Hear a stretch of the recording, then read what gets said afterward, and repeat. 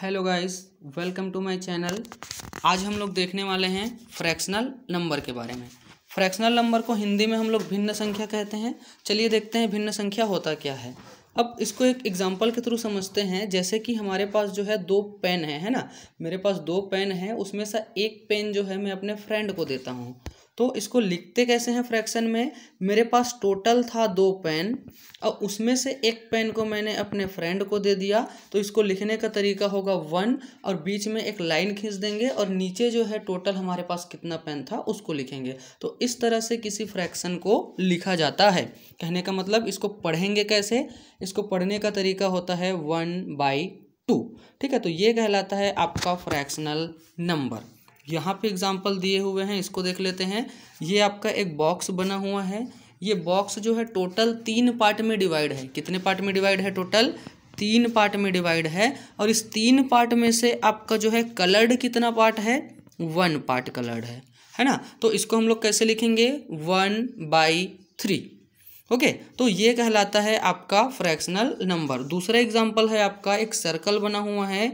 ये सर्कल जो है आपका टोटल 4 पार्ट में डिवाइड है। और इस 4 पार्ट में से आप देखो 2 पार्ट जो है इसका कलर्ड है। कितना पार्ट कलर्ड है? 2 पार्ट आपका कलर्ड है। तो इसको लिखेंगे हम लोग 2/4। तो ये होता है आपका फ्रैक्शनल नंबर। अच्छा, अब हम लोगों ने फ्रैक्शनल नंबर तो लिख लिया, जैसे कि 1/3 लिख लिया, 2/4 लिख लिया। तो इसको बोलते क्या हैं? ऊपर वाला जो नंबर हमने लिखा है, इस नंबर को हम लोग बोलते हैं न्यूमरेटर, है ना। इसको क्या बोलेंगे?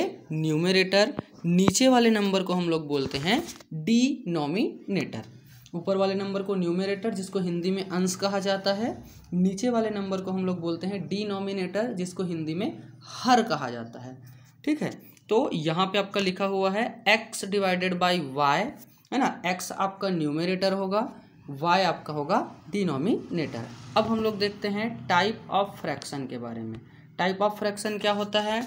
टाइप ऑफ फ्रैक्शन, सबसे पहला टाइप है इसका प्रॉपर फ्रैक्शन। प्रॉपर फ्रैक्शन क्या होगा? हम लोग जो है किसी भी जो है फ्रैक्शन को लिखेंगे x/y के थ्रू, है ना। तो इसमें सबसे इंपॉर्टेंट चीज़ ध्यान देने वाली बात यह है कि हमारा जो न्यूमरेटर है वो ऑलवेज जो है डिनोमिनेटर से छोटा होगा।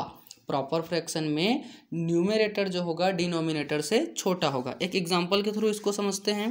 आपके घर में जो है 2 रोटी बना हुआ है ना। 2 रोटी में से आपने 1 रोटी को खा लिया, है ना। तो इसको कैसे लिखेंगे? घर में कितना रोटी है? 2 रोटी है। आपने खाया कितना है? 1 खाया है। टोटल 2 रोटी में से 1 रोटी हमने खा लिया, तो इसको जो है हम लोग लिखेंगे 1/2। अब यहाँ पे देखो आपका 1 जो है, जो कि ऊपर में लिखा हुआ है, वो आपका छोटा है। और 2 जो है आपके नीचे में लिखा हुआ है वो बड़ा है। तो जितने भी आपके फ्रैक्शन होंगे जिसका न्यूमरेटर जो होगा वो बड़ा होगा, न्यूमरेटर जो होगा वो छोटा होगा और डिनोमिनेटर जो होगा वो बड़ा होगा, वो कहलाएगा आपका प्रॉपर फ्रैक्शन। सेकंड है आपका इम्प्रॉपर फ्रैक्शन। अब ये जस्ट अपोजिट होता है प्रॉपर फ्रैक्शन के। कैसे जस्ट अपोजिट होगा? यहाँ पे जो हमारा जो फ्रैक्शन होगा उसका न्यूमरेटर जो होगा वो ऑलवेज बड़ा होगा। न्यूमरेटर क्या होगा? ऑलवेज बड़ा होगा। और डिनोमिनेटर जो होगा ऑलवेज छोटा होगा। कैसे समझेंगे? एग्जाम्पल के थ्रू।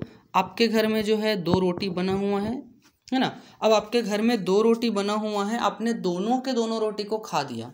अब दोनों के दोनों रोटी खाने के बाद भी आपका जो है भूख नहीं मिटा, तो आपने क्या किया? आपके पड़ोसी के घर गए और पड़ोसी के घर जाने के बाद जो है उनको 1 रोटी मंगा, है ना। अब उसको भी आपने पूरी तरह से खा लिया। तो टोटल रोटी कितना खाया आपने?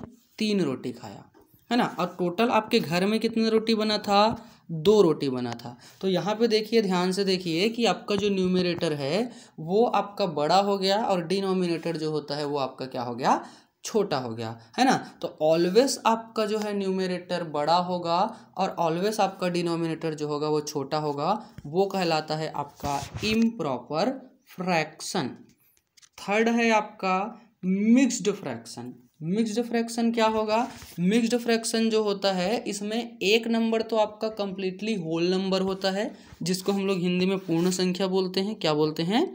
पूर्ण संख्या, है ना। क्या बोलेंगे इसको? पूर्ण संख्या बोलेंगे। तो होल नंबर जो होता है एक कंप्लीटली होगा और बाकी जो पार्ट होगा वो फ्रैक्शनल पार्ट होगा। कैसे फ्रैक्शनल पार्ट होगा? यहाँ पे देखते हैं एग्जाम्पल के थ्रू। हम लोग फिर से लेके चलते हैं कि आपके घर में कितना रोटी बना था, 2 रोटी बना था, है ना। अब 2 रोटी बना था तो आपने उस 2 रोटी में से एक पूरे रोटी को तो खा लिया। ध्यान से समझना इस चीज़ को। 2 रोटी में से एक रोटी को आपने पूरा रूप से खा लिया और एक रोटी बचा हुआ है उसको आपने जो है 4 टुकड़े कर दिए, इक्वली पार्ट में 4 टुकड़े किए हैं, है ना। तो आपने जो है एक रोटी को टोटल जो है 4 पार्ट में डिवाइड कर दिया। अब इस 4 पार्ट में से आप सिर्फ एक पार्ट को खाते हो। कितने पार्ट में से? 4 पार्ट में से एक पार्ट को खाते हो। तो इसको कैसे लिखेंगे हम लोग? इसको ऐसे लिखेंगे कि हमने एक रोटी को तो कंप्लीट खाया और दूसरा रोटी को हमने 4 पार्ट में डिवाइड किया और उसका एक रोटी खाया। तो ये लिखेंगे हम लोग 1 एंड उसके बाद लिखेंगे 1/4। तो इस तरह से हम लोग जो है मिक्स्ड फ्रैक्शन को लिखते हैं, जहाँ पे ये जो 1 लिखा हुआ है पहला वाला, ये जो है होल नंबर होता है, वो कंप्लीट होता है ना। अब बाकी जो पार्ट आपको दिखाई दे रहा है, ये पार्ट, ये कहलाता है आपका फ्रैक्शन। तो आपका कंप्लीट नंबर और फ्रैक्शन आपस में मिक्स लिखे होते हैं, इसीलिए इसको बोलते हैं मिक्स्ड फ्रैक्शन। तो कोई भी नंबर आपको ऐसा मिलता है, ऐसे लिखा हुआ मिलता है, तो ऑलवेज जो है मिक्स नंबर होगा, है ना। अगला है आपका इक्विवेलेंट फ्रैक्शन। अच्छा, इक्विवेलेंट फ्रैक्शन जो है कभी भी सिंगल फ्रैक्शन को हम लोग जो है डिफाइन नहीं कर सकते कि हाँ ये सिंगल फ्रैक्शन हुआ, वो इक्विवेलेंट फ्रैक्शन होगा। कैसे? मैंने लिखा यहाँ पे 5/6, तो ये 5/6 जो है वो अकेले हम लोग डिफाइन नहीं कर सकते कि 5/6 जो है इक्विवेलेंट फ्रैक्शन है। इसको डिफाइन करने के लिए आपको कोई दूसरा नंबर और चाहिए जिसके साथ आप बोलोगे कि हाँ 5/6 और एक और जो फ्रैक्शन है वो दोनों आपस में इक्विवेलेंट है। तो कैसे? यहाँ पे मेरे पास 2 जो है फ्रैक्शन है, x/y और दूसरा फ्रैक्शन है m/n, है ना। x/y एंड m/n आपके पास 2 फ्रैक्शन है और दोनों फ्रैक्शन आपस में इक्विवेलेंट है। इसको कैसे पहचानेंगे? इसको पहचानने का सबसे अच्छा और आसान तरीका ये है कि आप आपस में जो है क्रॉस मल्टीप्लाई कर दो। क्या करना है? क्रॉस मल्टीप्लिकेशन करना है आपस में, एक के न्यूमरेटर को दूसरे के डिनोमिनेटर से और दूसरे के न्यूमरेटर को पहले के डिनोमिनेटर से। अब जैसे आप दोनों को क्रॉस मल्टीप्लाई करोगे तो क्रॉस मल्टीप्लाई करने के बाद ये जो आपका आंसर आएगा वो आंसर सेम ही आएगा। अगर आपका आंसर सेम आता है तो ये पहला फ्रैक्शन और दूसरा फ्रैक्शन जो होगा आपस में इक्विवेलेंट होगा। ओके, यहाँ पे आपका एग्जाम्पल गिवन है। इस एग्जाम्पल में आपका लिखा हुआ है 5/6 और 10/12। क्या 5/6 और 10/12 जो है आपस में जो है क्या इक्विवेलेंट है? इसको देखते हैं हम लोग। सबसे पहले क्या करेंगे? इसका क्रॉस मल्टीप्लिकेशन करेंगे। सबसे पहले मैं 5 को 12 से मल्टीप्लाई करूंगा और सेकंड में 6 को 10 से मल्टीप्लाई। अच्छा, यहाँ पे जो है 60 लिखा हुआ है, ये 10 होगा, है ना। तो 5 को 12 से मल्टीप्लाई करना है और 6 को 10 से मल्टीप्लाई करना है। तो अगर ये दोनों के दोनों जो हैं आपका आंसर सेम आता है तो ये दोनों आपस में क्या होंगे? इक्विवेलेंट फ्रैक्शन होंगे। 5 और 12 मल्टीप्लाई करने पे क्या होगा? 60 होगा। 6 और 10 को आपस में मल्टीप्लाई करने पे क्या होगा? 60 होगा। तो देखो, दोनों को मल्टीप्लाई करने पे आपका जो है आंसर सेम आ रहा है, इसका मतलब ये दोनों के दोनों जो होंगे ये इक्विवेलेंट फ्रैक्शन होंगे। अच्छा, इक्विवेलेंट फ्रैक्शन का एक और जो है इम्पोर्टेंट पॉइंट ये है कि ये जो फर्स्ट है जो है ये फ्रैक्शन होगा, ये दूसरे फ्रैक्शन का कोई ना कोई मल्टीपल होगा, है ना। पहला फ्रैक्शन जो है वो दूसरे फ्रैक्शन का कोई ना कोई मल्टीपल होगा। कहने का मतलब ये है कि अगर आप जो है पहले फ्रैक्शन को किसी नंबर से मल्टीप्लाई करते हो, 5/6 को किसी नंबर से मल्टीप्लाई करते हो, तो किसी नंबर से मल्टीप्लाई करने पे ये जो दूसरा फ्रैक्शन आता है तब कहीं जाके हम लोग बोलेंगे कि हाँ ये जो है आपका क्या होगा? इक्विवेलेंट फ्रैक्शन होगा, है ना। क्या होगा? इक्विवेलेंट फ्रैक्शन होगा। यहाँ पे 2/2, तो दोनों को हम लोग 2 से जो है मल्टीप्लाई करेंगे।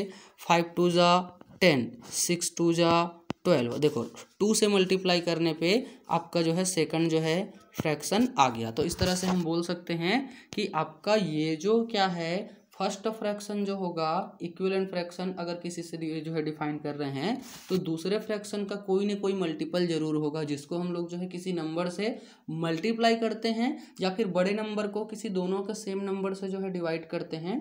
तो आपको दूसरा नंबर जो है या फिर दूसरा फ्रैक्शन मिल जाता है, वो आपस में कहलाते हैं आपका इक्विवेलेंट फ्रैक्शन। तो आई होप गाइस ये जो फ्रैक्शन का जो है बेसिक पॉइंट जो है, इसका टाइप जो है आपको समझ में आया होगा। और इक्विवेलेंट फ्रैक्शन का क्वेश्चन जो है आपके कॉम्पिटिटिव एग्जाम में भी पूछा जाता है, ये बहुत ही इंपॉर्टेंट होता है।